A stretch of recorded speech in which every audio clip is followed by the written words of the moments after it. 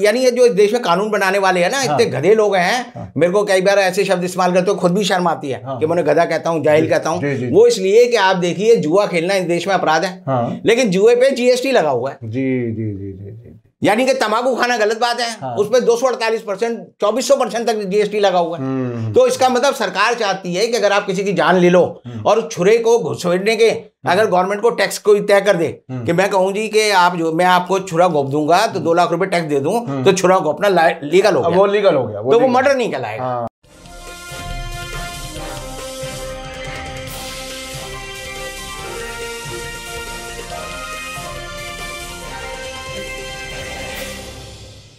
Hello, नमस्कार, आदाब, सत श्री अकाल और अस्सलाम वालेकुम। मैं हूं मोहम्मद अहमद काज़मी, लेकर आया हूं आपका पसंदीदा कार्यक्रम आपके रूबरू। बजट आपके सामने आ चुका है, आपकी उम्मीदों पे खरा है या नहीं है ये तो आप जाने, लेकिन इस पर बहुत ही अहम कुछ इश्यूज हैं, उस पर बात करेंगे।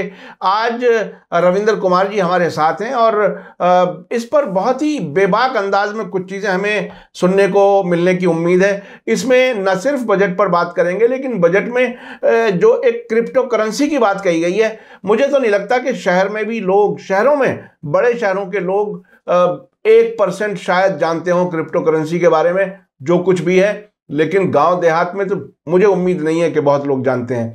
उस पर भी बात होगी और ये समझेंगे कि आखिर इस इलेक्शन के दौर में केंद्र सरकार का बजट आखिर क्या कुछ कह रहा है, पब्लिक को इससे क्या समझना चाहिए, क्या मैसेज है इस बजट में। रविंद्र कुमार जी, वेलकम है आपका। मीडिया स्टार वर्ल्ड को आपने समय दिया। बजट के फौरन बाद हम आपसे मिल रहे हैं। आप बताइए कि इस बजट में क्या कुछ आप देख रहे हैं। क्या आम तौर पर ये समझा जाता है कि जब इलेक्शन सीजन होता है तो लोक लुभावन किस्म का बजट आता है, लेकिन क्या इसमें उतना भी है या क्या कुछ है, नया क्या है इसमें? देखो जी, एक कहावत है, नंगा नहाएगा क्या और निचोड़ेगा क्या। तो नंगे के बाद कोई कपड़ा ही नहीं है तो नहा के निचोड़ेगा क्या। तो उसके बाद कुछ है ही नहीं, उसके बाद भी वो नंगा ही रहेगा। जी। तो ये जो बजट जो है, आप समझिए भारत सरकार एक नंगी सरकार है जिसने नहाने का एक तरह से नाटक तो किया है, लेकिन उसमें मिला किसी को कुछ नहीं है। ये पूरा बजट जो है धोखाधड़ी का माया जाल है। और धोखाधड़ी का माया जाल इस रूप में है कि पूरा बजट चूंकि पेश करना एक परंपरा है सरकार का, बजट का लेखा जोखा होता है, बहुत बड़ा इवेंट होता था। लेकिन अब सरकार के पास ठन गोपाल है। जी। और इसीलिए आप देखिए, जुमलों के अलावा इसमें कुछ नहीं है। कुछ ऐसे शब्द जरूर हैं जिनको लेकर आदमी के मन में कोई शंकाएं पैदा होंगी, समझ नहीं आएगा, और फिर आदमी अल्टीमेटली ये मान लेगा कि मेरी बुद्धि कम है। ये जो निर्मला सीतारमण ने बड़े बड़े शब्द बोले हैं, ये मुझे समझ नहीं आए। वो अपने आप को ही बेवकूफ समझ लेगा और बेवकूफ बन चुका होगा जब बिल्कुल चुप रहेगा कि मेरे को पता नहीं, तो इसको ज़्यादा पता है। तो जैसे पंडित जी होते हैं, वो आदिवासियों को या अनपढ़ों को कह देते हैं। एक कहानी मुझे याद आती है कि एक पंडित जी काशी से पढ़कर दूसरे गांव में गए, तो जब वो वहाँ पहुँचे तो वहाँ के पंडित ने उससे कहा कि पंडित जी काशी से आए हो तो आपको मैं जो है खीर खिलाता हूँ। तो उसने कहा खीर खाऊंगा। तो उसने गाँव वाले को बुलाया, बोला भाई अब जो है आज जो है दूसरी पूर्णमासी है इस पक्ष में, तो तुम जो है दूध चावल और चीनी ले आओ, खीर बनाएंगे। तो काशी का पंडित ने कहा झूठ खोल रहा है गांव के लोगों से, बोला 2 पूर्णमासी कैसे आ जाएंगी महीने में। तो उसने कहा नहीं, ऐसा नहीं होता। तो खैर उन दौरान में विवाद हुआ। तो जब विवाद हुआ तो गांव के पंडित को लगा तो मुझे सिद्ध कर देगा कि मैं मूर्ख हूँ। तो उसने निर्मला सीतारमण की तरह सोचा कि आओ शास्त्रार्थ कर लें, और शास्त्रार्थ करने के लिए उसने कहा करो। तो उसे पूछा गांव के पंडित ने, काशी के पंडित से, कि बताओ वेद कितने होते हैं। उसने कहा 4 होते हैं। उसने कहा उन 4 वेदों के नाम बताओ। तो उसने यजुर्वेद, अथर्ववेद, सामवेद, ऋग्वेद सब बता दिया। अब उसने गांव के पंडितों से कहा जो वेद हैं उनकी जो पत्नियां हैं वेदनियां, उनके नाम बताओ। अब वो काशी का पंडित बोला वेद के पत्नियां कहाँ होती हैं। उसने कहा तेरे को पत्नी नहीं पता है, वेद होते हैं तो पत्नी भी होती है। गाँव वालों को कहा मारो इस साले को। गांव वालों ने उसको मारना शुरू कर दिया। वो बेचारा पिटी कुटी हालत में अपने घर पहुंचा, अपने भाई को बताया, भाई खेती करता था। तो उसने भाई तुम्हारे साथ क्या हुआ। उसने कहा जी ऐसे ऐसे गया, वहाँ एक धूर्त पंडित था, उसने कहा जी वेद होते हैं, फिर कहते हैं वेदनियाँ बताओ। तो बोला मैं जाके अभी ठीक करके आता हूँ। वो उसका भाई जो है फिर त्रिपुंड पहन के और अपना जनेऊ वनेऊ पहन के उसी के पास पहुंचा। उससे पूछा तुम कहाँ से आ रहे हो। उसने कहा काशी में हमारी शिक्षा पूरी हो गई है तो सब लोग जा रहे हैं, गुरुजी ने मुझे 2-3 दिन रोक लिया था, इसे मैं लेट आ रहा हूँ। उसने कहा ये वो उसी का कोई गुरु भाई होगा। तो उसने कहा अच्छा जी आओ। फिर वही वाली बात शुरू हुई कि जाओ जी वो ले आओ 2 पूर्णमासी हैं इस महीने में तो खीर बनाएंगे। तो उसने कहा भाई 2 पूर्णमासी नहीं होती। तो उसने समझ गया कि ये भी वहीं का उसी स्कूल का पढ़ा लिखा है। तो उसने कहा शास्त्रार्थ कर लें। तो उसने कहा शास्त्रार्थ करो। तो बात ये आई बताओ जी वेद कितने होते हैं। उसने कहा 4 होते हैं। उसने उनके नाम बताओ। उसने अथर्ववेद यजुर्वेद सारे बता दिए। अब वो काशी का पंडित से वो गांव वाला जो धूर्त पंडित था उसने कहा कि अब उनकी पत्नियों के नाम बताओ। उसने बताया था उसने ऋग्वेदनी, सामवेदनी, अथर्ववेदनी, यजुर्वेदनी। अब वो मामला फंस गया। अब आगे अब उसके पास वो जीत गया। तो अब वो जो काशी का पंडित था उसकी बारी आई। उससे पूछा भाई तू बता वेद कितने होते हैं। तो धूर्त पंडित ने कहा 4 होते हैं। उनके नाम क्या उसने बता दिए, उनकी पत्नियों के नाम बता दिए। उससे जो काशी का पंडित था उसने पूछा बताओ उनके बच्चों के नाम क्या। अब बच्चों के नाम हो तो बताए।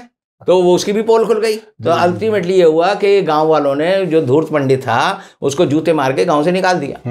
तो यही जो है धूर्तता जो है हमारी सरकार, हमारी वित्त मंत्री संसद में कल कर रही थी।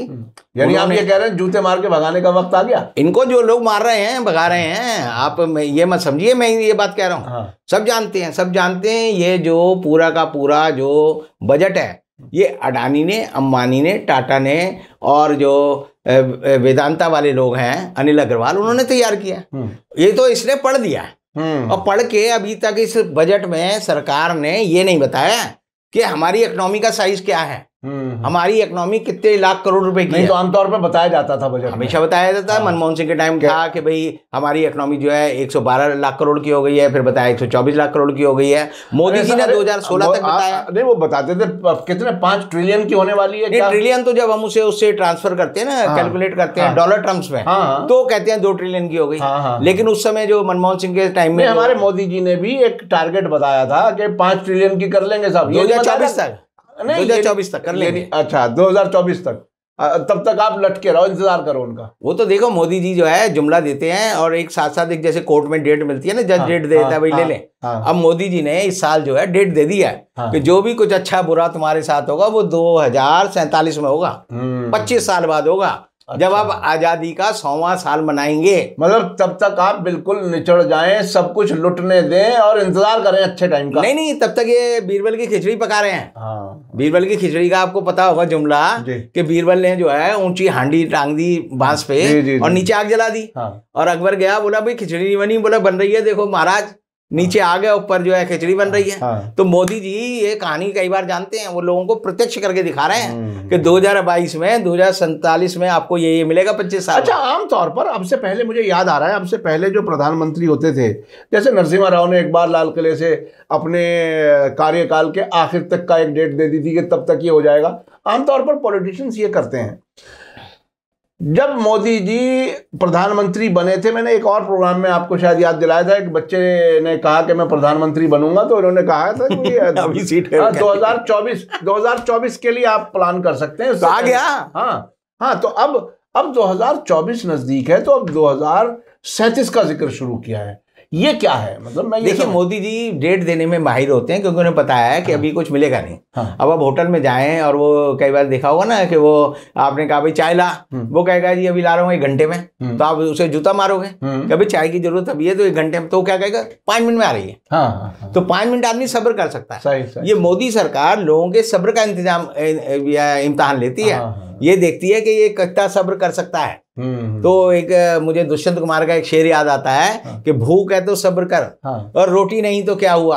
आजकल दिल्ली में है जेरे बहस ये मुद्दा, यानी संसद में बहस हो रही है तो रोटी नहीं है तो सब्र कर ले, सब्र कर। तो मोदी जी के पास सब्र का शरबत है। मतलब संसद से कुछ ना कुछ अच्छी खबर आएगी, इंतजार कर भाई, इंतजार कर, वेट। अच्छा इस बजट में एक क्रिप्टो करेंसी के बारे में जिक्र हुआ है। ये क्रिप्टो करेंसी क्या कुछ है, सरकार इसमें क्या चाहती है, क्या ये मतलब अजीब एक गोरख धंधा सा कुछ लगता है? आप क्या बताएंगे? देखिए बिल्कुल आपने सही शब्द इस्तेमाल किया, गोरख धंधा। ये सरकार का गोरख धंधा है। आप समझिए क्रिप्टो करेंसी रखना आज के दिन अपराध है। आप क्रिप्टो करेंसी रखेंगे मतलब इसी मुल्क में अपराध है और इसी मुल्क के बजट में उसका जिक्र किया गया है। ये ऐसे ही है जैसे सरकार कहे प्रोस्टिट्यूशन अपराध है। लेकिन प्रोस्टिट्यूशन सेंटर पे जो वेश्याएं हैं अगर वो कमाती हैं तो उन पे हम 30% टैक्स लेंगे। अरे भाई टैक्स तो तब लेंगे जब वो लीगल होगा, जब आप उसे इलीगल पहले ही कह रहे ये कहते हैं पैसा बुरा नहीं होता, पैसा अच्छा होता है। अच्छा, जो मतलब जेब में पैसा है वो भला पैसा, मतलब और जो आपकी जेब में है वो गलत पैसा। मतलब जो डाकू भी आए वो हमें टैक्स दे जाए और डकैती डाल ले। आप नहीं समझे, ईडी वगैरह क्या करती हैं? हाँ। ईडी का जन्म इसलिए हुआ है कि जिस आदमी पे पैसा है हाँ। पहले उसे पकड़ो और फिर कहो तेरी जो पैसा है ये प्रोसीड ऑफ क्राइम है, और उसकी कोई डेफिनेशन नहीं है। जी ईडी ने जितने लोगों को जेल में डाला हुआ है, बंद किया हुआ है, जिनकी इंक्वायरी कर रही है, उसका मेरा लुब्बो लुबाब ये है कि आज के समय में हिंदुस्तान में अगर आपकी जेब में पैसा है तो वो सरकार किसी भी रूप में सिद्ध कर देगी कि पैसा जो है ये प्रोसीड ऑफ क्राइम है, आपने अपराध करके कमाया है। किसी भी पूंजीपति से, किसी भी पैसे वाले से, किसी भी आईपीएस से, आईएएस से, किसी भी व्यापारी से, चाहे वो कितना ईमानदार हो, चाहे वो कितना ईमानदार हो, प्रोसीड ऑफ क्राइम, यानी इनके ईडी के डिपार्टमेंट के हिसाब से मैं ये प्रूव कर सकता हूं कि तिरुपति बालाजी में जो पैसा आता है, जो डोनेशन आती है, that is a proceed of crime. यानी भगवान वेंकटेश्वर के पास जितना पैसा है ईडी के मुताबिक वो चोरी का पैसा है, बेईमानी का पैसा है, और भगवान जो है बेईमान है। और आज के हिसाब से, कानून के हिसाब से, मोदी जी के कानून के हिसाब से वहां पर जितना भी पैसा आया है तो तिरुपति वेंकटेश्वर भगवान को जो है जेल में होना चाहिए, और ईडी ये कर सकती है। देखिए, हाँ, मैं वही कहने वाला था कि देखिए ये जब मंदिर या मस्जिद या किसी भी चीज़ का जिक्र होता है वो उसके साथ आस्था की बात कह दी जाती है, तो जाहिर है मेजॉरिटी मंदिर जाने वाली है और उसके आस्था का मामला है। लेकिन आपने भगवान को चोर बता दिया। भगवान चोर? अरे ईडी की परिभाषा के हिसाब से एक ज्वेलर मेरे पास आया, बड़ा रोता हुआ जी, मेरे पास एक आदमी आया, वो 1 किलो सोना बेच गया।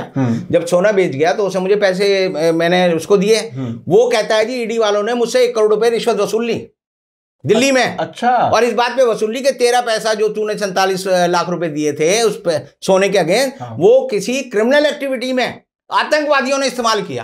कहां किया, किसने किया, कुछ नहीं पता, कुछ भी, बस तू पैसे दे दे। नहीं, अब हाल उसका ये है, उसने दुकान बेच दी, अपना घर बेच दिया, 1 करोड़ रुपए रिश्वत दे दी और मुकदमा वहीं का वहीं खड़ा है। तो मेरी ईडी वालों से बात हुई, प्रोसीड ऑफ क्राइम क्या होता है? कहता है प्रोसीड ऑफ क्राइम होता है जो हम सोचते हैं। तो बोला आपने जो अंगूठी पहन रखी है, आपने जो चश्मा लगा रखा है, आपने जो ये पहन रखी है, ये किसी क्रिमिनल से आ सकता है। मैंने आ सकता है, मेरा हो सकता है जिस सेठ से मैंने खरीदा ये कपड़ा, उसकी माँ प्रोस्टिट्यूशन करती हो, तो तुम कहोगे प्रोसीड ऑफ क्राइम है। तो मैंने कहा सारे बच्चे जो पैदा हो रहे हैं गवर्नमेंट तो ये सिद्ध कर दी कि सारे जो है क्रिमिनल है, ये क्राइम की उपज है। मैंने तो पैसे दे करके खरीदा उससे, ये नहीं है।